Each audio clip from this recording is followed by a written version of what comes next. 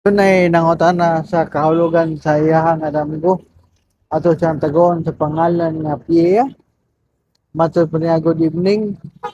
Unsa di ay pasabot ng magdamgo og dako nga balay nga perting nindota. Nya daghan tawo nangadto nanan-aw. Murag mahimong tourist spot ang balay. Unya na daghang monumento sa balay.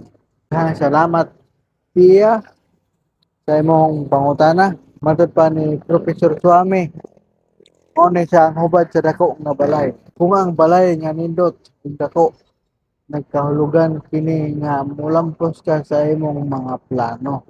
Ang monumento matud pa ni Professor Suami kini nagkahulugan nga imong maangkon ang dakong pasidungog. Daygon ka sa katawhan. Kanyagan sa usa ka gugmang putli